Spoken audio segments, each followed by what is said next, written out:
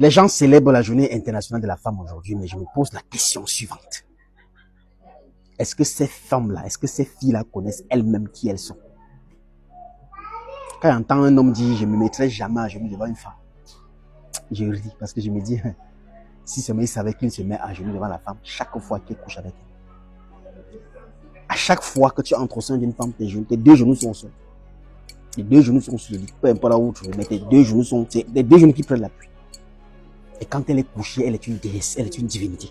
Donc elle t'avale. C'est pour ça qu'on ne s'amuse pas à la femme. Et c'est pour ça qu'on ne va pas dans n'importe quelle femme. La femme, quand je parle de la femme, souvent les gens pensent que c'est pour des éloges. Non. Je parle de la femme en tant qu'initié, en tant qu'un homme métaphysique, en tant qu'un homme mystique. La femme ne réclame aucun pouvoir dans la société. Quand la femme dit non, on réclame notre place, on réclame aussi. Non, vous ne réclamez rien du tout. Vous avez tout. Vous avez déjà tout. Au point que je ne sais plus ce que la femme réclame dans ce moment.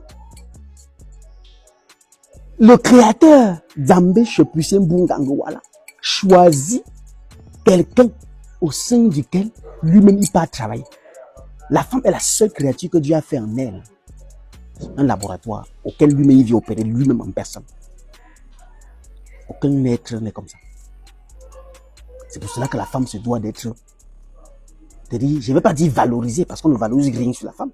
La femme se doit d'être reconnue. Elle-même, qu'elle reconnaisse d'abord qu'elle détient le pouvoir. Là, elle ne cherchera plus à dire, ah, je réclame maintenant. La femme, sans elle, il n'y a pas de vie. Pourquoi est-ce qu'on l'a qualifiée de la mère de l'humanité? Parce que c'est elle qui donne la vie. Est-ce que ce grand pouvoir que la femme détient déjà là, et même à un moment son pouvoir, non, c'est un pouvoir divin. Le pouvoir de la femme n'est pas le pouvoir d'homme, c'est pas le pouvoir d'animal. Des hommes ont des pouvoirs d'hommes, des hommes ont des pouvoirs d'animaux, des hommes ont des pouvoirs de créatures, mais la femme a le pouvoir divin, direct.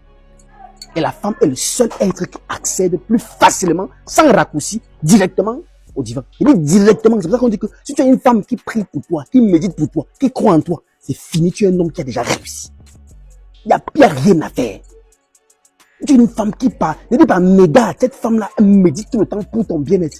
Tu seras intouchable. La femme est tout simplement la plus magnifique chose que Dieu a pu créer. Même sur le cas de la beauté. Regardez vos mères.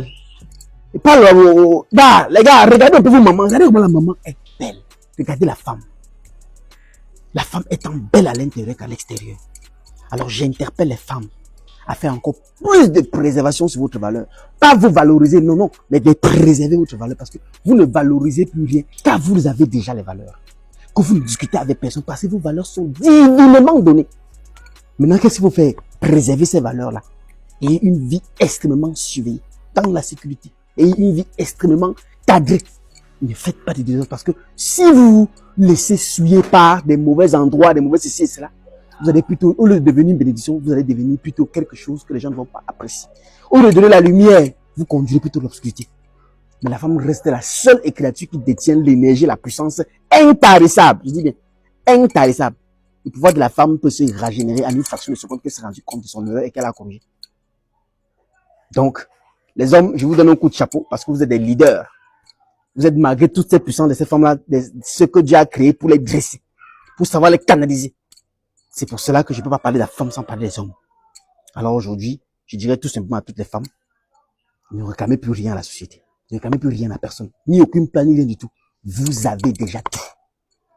C'est pour ça que je vous donne rendez-vous le 12 avril à Cameroun, Douala, Aqua Fire Hotel, sur une forte thématique de conférence.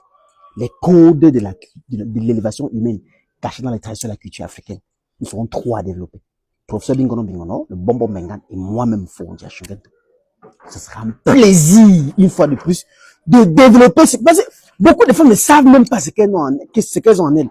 Et beaucoup d'hommes ne savent pas comment canaliser la femme.